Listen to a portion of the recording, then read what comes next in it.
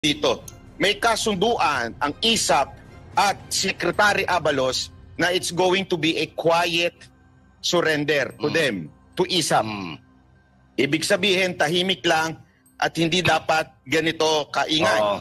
Ang problema, hindi ho sumunod sa usapan si Abalos. Nagbida-bida na naman siya. Gusto niya makuha yung credit.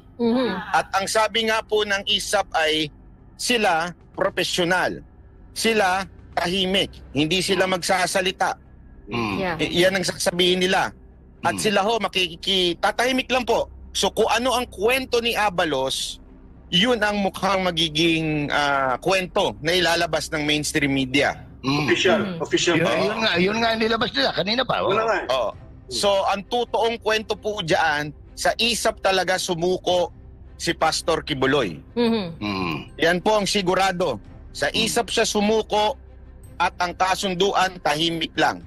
Pero dahil nagbida-bida na naman ito si Abalos, di umano, talaga nga namang may plano ata itong maging senador. Kaya gusto niya yung credit sa kanya. To the point na inilaglag niya yung payasong ground commander na si Torre.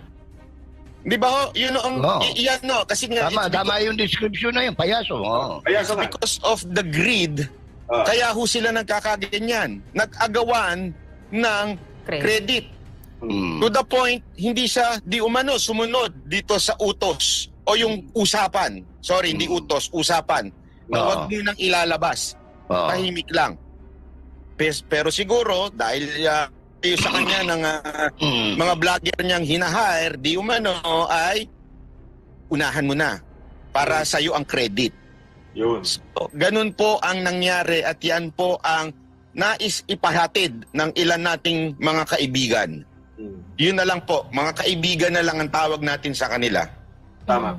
Sir, may statement ba yung ISAF doon sa hindi pagsunod ni Abalos sa kasunduan? Hindi po magsasalita ang ISAP ng ganyan. Dahil sila po yung mga profesional, hindi po ever yan nagsasalita in public, tahimik po kumilos yan, nagtiwala. Ito po para sa kalinawan natin, nagtiwala ang pamunuan ng KOJC na it's going to be a quiet. That's why we were never mentioning it since Panuklak. Hindi wala tayong binabanggit eh.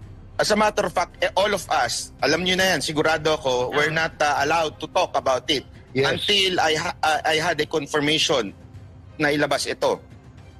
Kasi nga, nagsalita po yung ilan nating kaibigan at sinasabi nila medyo nabastusan sila. Kanang nangyari. Ngayon, sila hubay magsasalita. Hindi ko po alam. Hindi po ako magmamagaling. Pero ito lang ang sabi sa akin. Kami mga profesional, hindi kami mahilig sa media, hindi kami nagsasalita. Pero ito yung nararamdaman namin. Well, nangyari na yan kay Admiral Carlos eh.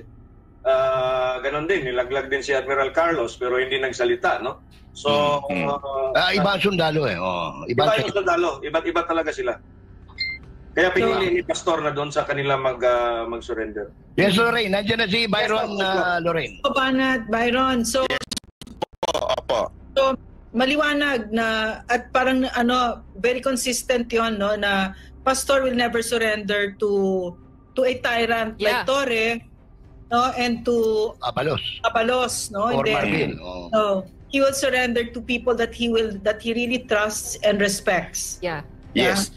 Kaya lang baka tanongin ng iba, bakit ibinigay pa sila sa PNP o nakipag-coordinate pa kay Abalos? Remember, may warrant ang korte. At ang magpapatupad po nito ay ang PNP. Hindi po pwedeng makialam ang AFP.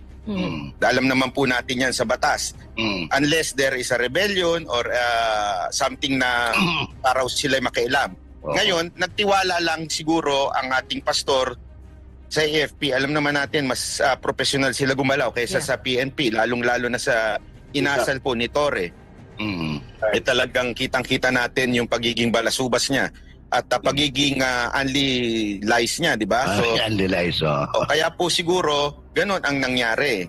Ngayon po, hindi, sabi nga ni Ma'am Badoy na kung sila po ba ay magsasalita, hindi po sila magsasalita dahil alam natin na ganyan sila. Yes. Na hindi po sila, alam ni ma'am yan, may maraming kaibigan pong AFP officer yan, hindi po nagsasabayan.